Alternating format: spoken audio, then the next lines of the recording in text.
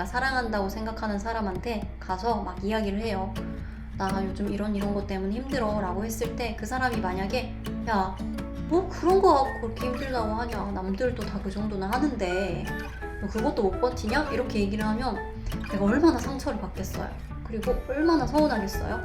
근데 그런 행동을 나 스스로에게는 한단 말이에요. 심리적인 요인과 환경적인 요인으로 인해 멘탈이 흔들릴 때 잘 잡아주는 팁이 있을까요? 라고 하셨는데 일단 믿을 만한 주변 사람에게 털어놓는 것이 굉장히 중요한 것 같고요. 그게 좀 힘든 상황이면 일기를 쓰는 것도 저는 좋아요. 어쨌든 내 상황을 머릿속으로만 생각하면 안 되거든요. 또 이게 기록에 대한 이야기가 되는 것 같은데 머릿속으로 생각하면 객관적이지 않은 사실을 계속해서 부풀리게 되는 경향이 있는 것 같아요. 그래서 절대로 그냥 가만히 앉아가지고 머릿속으로 상상의 나래를 펼치는 걸 좀 삼가하려고 하고요. 특히나 안 좋을 때 그걸 좀 지양하려고 하고요. 어떻게 하냐면 친구나 믿음직한 사람이 있으면 이야기를 해요. 일단 이야기를 털어놓으면 내 입 밖으로 단어와 문장의 형태로 이게 나가면서 그걸 다시 내 귀로 들으면서 객관화가 되고 정리가 되는 게 있어요. 저도 지금 여러분들 앞에서 이렇게 카메라 앞에서 이야기를 계속 하고 있잖아요. 한 번도 여기에 대해서 이렇게 정립을 해본 적이 없단 말이죠. 근데 이렇게 카메라 앞에서 여러분들한테 이야기를 하면서 저 스스로도 정리를 하거든요. 그래서 심리 상담이라는 게 많은 부분 내가 입으로 상대방에게 어떤 이야기든지 비밀 보장이 되는 환경에서 할 수 있다라는 게 굉장히 큰 의미가 있는 것 같아요. 그러면서 전문적으로 훈련되신 분들이 그 이야기를 육하 원칙에 맞게 그리고 치료에 도움이 되게 더 잘 꺼낼 수 있도록 도와주시는 분들이 전문가라고 생각을 하고요. 어쨌든 내가 믿을 수 있는 사람, 그리고 나에게 상처를 주지 않을 것이 보장되어 있는 사람에게 털어놓는 것이 중요하고, 근데 이게 내가 감정이 너무 격해져 있을 때 그거를 털어놓기 시작하면 감정의 전염성이 있어서 결국 이 부정적인 감정을 누군가가 일방적으로 받아줘야 되는 경우들이 생긴단 말이죠. 나를 아무리 사랑하는 사람이라도 내가 부정적인 감정을 가지고 있을 때 그걸 막 쏟아냈을 때 끝까지 그걸 받아줄 수 있는 사람은 아무도 없어요. 그게 설령 가족이라고 해도 아무리 사랑해도. 그렇기 때문에 일기를 써보는 것도 괜찮고, 제 책에도 써본 적이 있는데 어떤 것이 걱정이 되거나 두렵거나 뭐 시도하는 게 두렵거나 아니면은 그냥 불안하거나 이럴 때 논리적인 단계를 거쳐서 기록하는 방법을 소개해드린 적이 있어요. 그래서 걱정되는 일, 걱정되는 이유, 그 걱정되는 이유에 대한 반박, 이런 식으로 기록을 하다 보면 굉장히 중립적인 위치에서 생각을 할 수 있게 되고, 내 걱정이 그냥 내 마음속에서 부풀려진 것일 뿐이었구나, 실상은 되게 작은데 내가 덮어놓은 게 너무 컸었구나 라는 걸 객관적으로 좀 인식할 수 있게 되는 것 같고요. 그 호르몬 문제로 내가 어쩔 수 없는 감정 변화가 있을 수 있어요. 그런 건 전문가의 도움, 약의 도움을 무조건 받아야 된다고 저는 생각하고, 그 개입이 이르면 이를수록 좋다고 생각을 해요. 지금 제가 그 동물 행동학을 강의를 하고 있거든요, 대학교에서.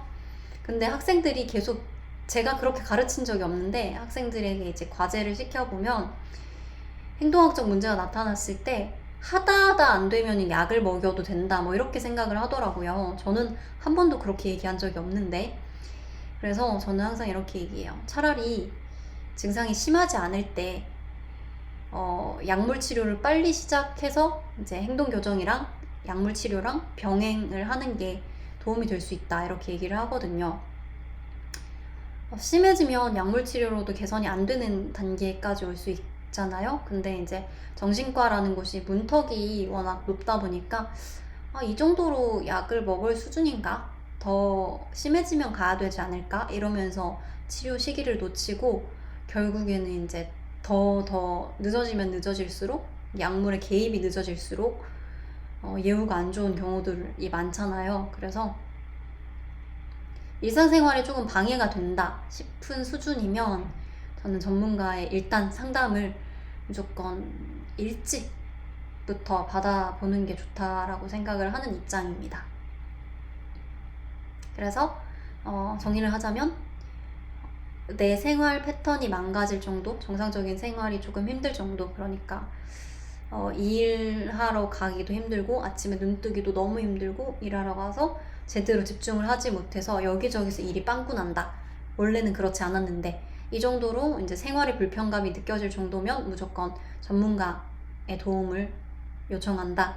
그리고 그 정도가 아니면 그래도 믿을 만한 친구에게 아니면 믿을 만한 사람에게 의지한다. 의지한다기보다는 이렇게 심적으로 의지는 안 하셨으면 좋겠고 이야기를 통해서 정리한다 정도가 되겠고 마지막으로는 기록한다. 이 정도의 방법을 추천드리고 싶어요. 저는 재수 기간을 어떻게 버텼냐면 일기 쓰면서 버텼거든요. 매일 일기를 썼어요. 매일.